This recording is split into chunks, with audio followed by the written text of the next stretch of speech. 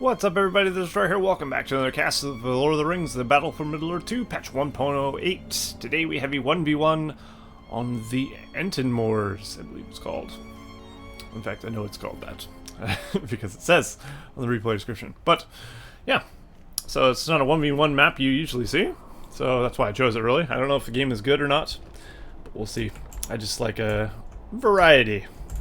So, hopefully it's alright. We have our first player, SilverBane, as Elves here. And his opponent is Crow as Mordor. And of course the map is Ettenmoors, like I said before. There's a signal fire here, some goblin layers. Looks like it's a bit snowy. There's also some inns, looks like, on either side, protected by a white layer. And there's a few towers dotted around as well, if someone wanted to garrison those. There's also troll layers. Quite a few creeps on this map, actually, for how big it is. And there's even goblins on the side. What the shit? That's a lot of layers, honestly, for one map. But hey, cool.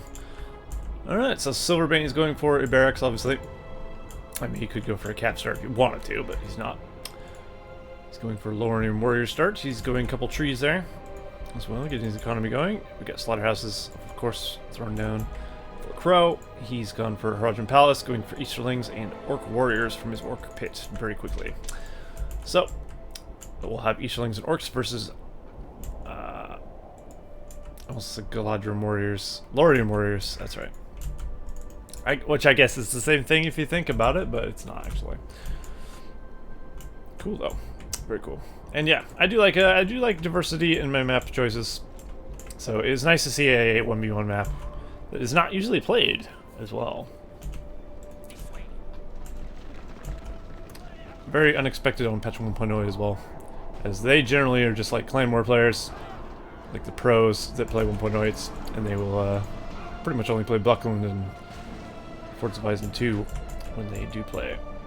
So it's actually hard to find a match that is not on one of those two maps. I guess Udun as well, Udun's there. But other than those three, you don't generally see another map, which is pretty neat to see. Yeah, it looks like SilverBane and Crow are racing for the cave troll layer here. Looks like Crow will get the gold though. SilverBane did use a rally call on his Lorien warriors there.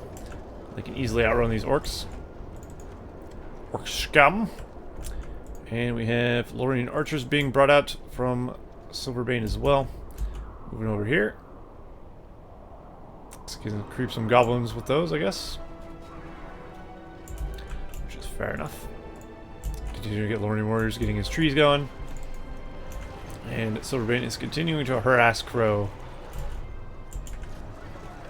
I think Crow really needs to send more harassment to SilverBane, though. SilverBane doesn't have a ton of defense, honestly. And of course, Orcs should be able to outspam him. But it looks like he was actually holding off, as he was saving for a Nazgul. So Crow going for Nazgul. I think a Nazgul is going to be huge here. SilverBane has no pikes whatsoever. He's got 2 battalions of archers, and they're just getting absolutely dominated by this Nazgul until these Mithril sentries come out. So it's going to be a bit painful for him, to say the least. Of course, the Nazgul is taking a lot of arrow fire from the fortress. And SilverBane actually decommissioned those guys, the remaining ones, just to save himself some money. And some power points from his enemy. That's a good call, as he had no way to defend him. Unfortunately, his barracks did fall there, though. Now I'd say Crow definitely has a huge commanding lead here. I mean, surely this game will take a turnaround, I would hope. Crow is in a commanding lead, like I said. And I don't know if SilverBane can come back from this, honestly. I guess we'll find out. I would imagine SilverBane didn't... I mean, SilverBane posted this replay. As you'll notice, when you load into a replay, the first player it observes is the player who uploaded the replay, in case you didn't know that. Generally, if he died in less than 5 minutes, I highly doubt he would have uploaded the replay, so... I'm going to assume it's going to get a little better. But it looks like he is continuing to creep, trying to get as much money as possible. His archers up to level 4. And he has got himself Glorfindel. Ah, so that's what he's doing with all this cash he's getting. He's opted to go for Glorfindel. The elf in silver armor. He's going to try and get some damage done with it. Of course, Glorfindel should be great for taking out slaughterhouses. Crow will have to react, of course. But I think Glorfindel will get a lot of damage done. Look at all the orange on the map. He's just lucky Orc Warriors can't really take down his fortress. SilverBane has indeed made a new barracks, and he's now going for Mythlon sentries. Glorfindel needs to be a little bit careful. There is an Nazgul in the field. Also a dragon skeleton there. Very neat. Glorfindel, of course, could take a Nazgul one-on-one. But he's opting not to do so. I think the elves would have heal, but probably not right now yet. He's getting close to getting heal. He's probably desperately trying to get it as well. And once Glorfindel's mounted, he could easily run away. As you will see there, he's quite quick. There's still an overwhelming amount of orcs, though, to be dealt with. I think Crow really should have just sent all his forces at the base of SilverBane, though. He might have been able to kill him off with the amount of stuff he had before he had the barracks. Between a Nazgul and the amount of stuff he does have, he could have, but he's opted to creep the entire map instead. Which I guess is alright. He's got orcs just standing about everywhere. Scouts, perhaps? Who knows? As long as you can micro your Nazgul, you do so well against archers. Nazgul, just look at that. They don't even stop and they die. The thing about BFME 2 in comparison to, say, Rise of the Witch King patch 2.2 is you don't really need much momentum from a thing to just trample. Like, it's kind of a rock, paper, scissors system. This is good against this unit, so it will pretty much dominate the shit out of it. As opposed to, it's just better against it, but doesn't just, like, absolutely kill it just by touching it. Like 2.02 of Rise of the Witch King. So it's very different systems. And it could take getting used to. That's why a lot of players who are good at like 1.08 or good at Rise of the Witch King are not good at the other one, say, because it's a very different game. It's very similar, obviously, but the counter system is different, I should say. And of course, you have different units, a new faction. It's very different. I think what I'm trying to get at is it's very different. Alright, case closed. There we go. And we have a barricade being thrown down by Crow there. Shooting up the fortress a little bit. Of course, doing nothing. Our arrows aren't going to do anything to the fort. Without fire arrows, at least. Where on earth is Glorfindel? Did Glorfindel die? No, he did not. He's up to level 3 already. He's got his Blade of Purity. 100% damage and vulnerability for 10 seconds when he's unmounted. Pretty nice indeed. So he can carve up any little units that come at him. We do, of course, have 2 Nazguls out for Crow there. I feel Crow isn't being aggressive enough. He's got tons of forces, but he's not sending them after what he should. I think he's putting too much emphasis on creeping and not enough emphasis on attacking his enemy. Maybe that's just my my opinion, but he has a big force and he's just not able to do what he needs to do with it. Once Glorfindel's Blade of Purity wears off, though, I think these Nazguls should be able to take him out. If all 3 of them can start hitting him, that is. Does SilverBane have a heal? He does indeed, so I think Glorfindel will be just fine. And I am fairly certain. It said on host, so SilverBane is the host of this match. Which, of course, will mean his powers will probably go off without fail, usually. Once you're host, you have that delay advantage, of course, that the off-host person does not.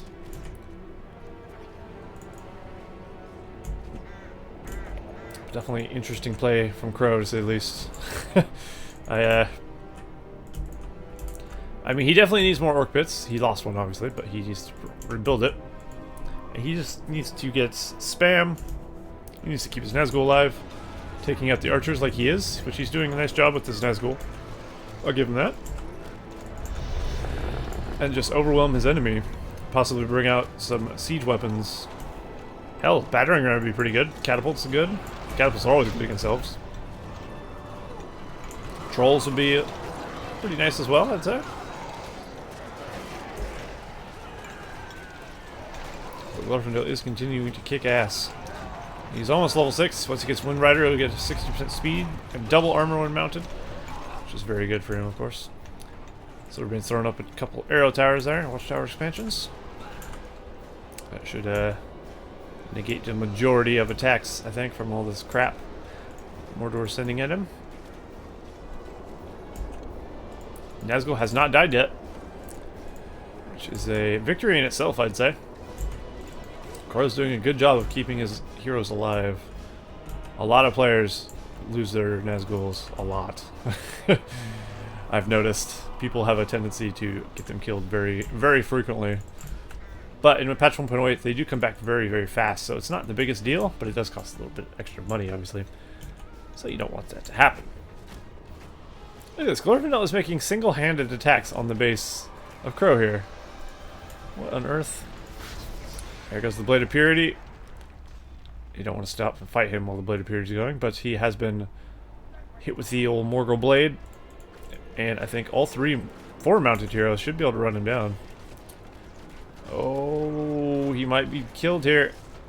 Unfortunately, Glorfindel is just so fast. Look at that. Even without his Wind Rider, he's still... I think he's probably the fastest horse in the game. I would argue to say he is. Especially with Wind Rider, but... I mean, he's outrunning the Nazgul with ease. So, there's that. Press on. And now he's dismounted. Got near his army there. And he will defend from here. Crow pushes his attack once again. But I do think Crow needs more troops. Sounds like one of the Nazgul has fallen, of course. Be hard to miss that. Is a global scream, I believe, when they die. So you can hear that shit from anywhere. Mouth of Sauron gets Evil Eye level 3, though. That could be useful for possibly finishing off Glorfindel, if they can get him low enough. And when he starts to run away, hit him with the Evil Eye. Might be a thing, but it's not as powerful as other patches, of course, as it is a level 3 power in 1.08. So, gotta keep that in mind. But I do think Mordor could do with something else, like, yeah, trolls, there you go. That's good. He needs some sort of siege to bring this down. I think this is a common mistake that a lot of players make here, is that they don't build siege quick enough. I mean, you could throw hundreds and thousands of orcs at this elven base here, and they'll probably be fine. Well, maybe not.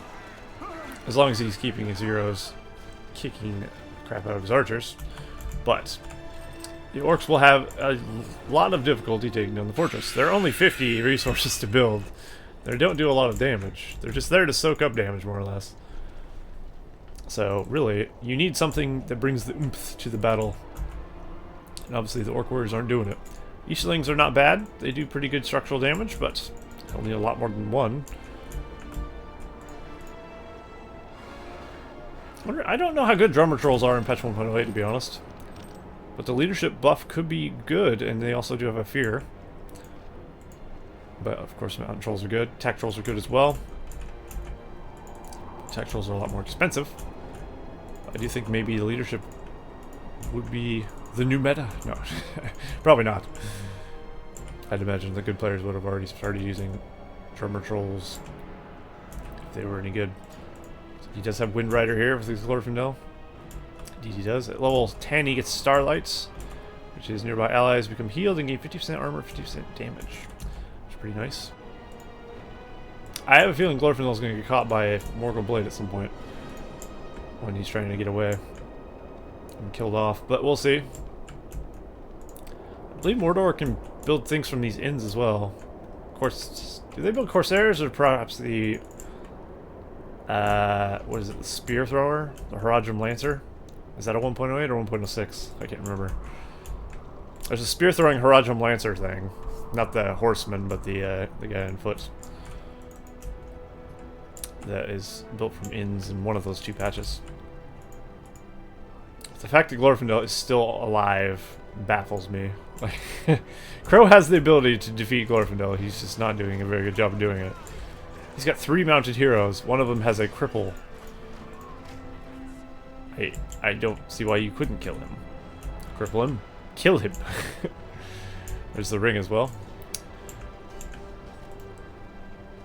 But he's got a troll at the very least, which will start doing damage to the back arrow tower. Wow, actually did good damage there. Look at that rock. Is it like randomly hitting the tower? It hit the tower, then hit the fort.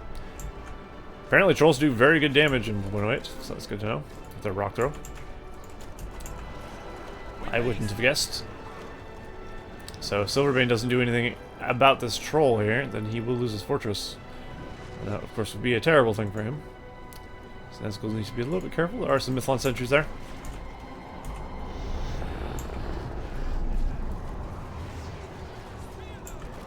Unfortunately, this could be the end of SilverBane, though. Which is a bit... I mean, I think Crow could have won earlier if he just killed Glorfindel. Really, really focused on killing Glorfindel. But, I mean, Crow has had map control. He's had all the units on the field.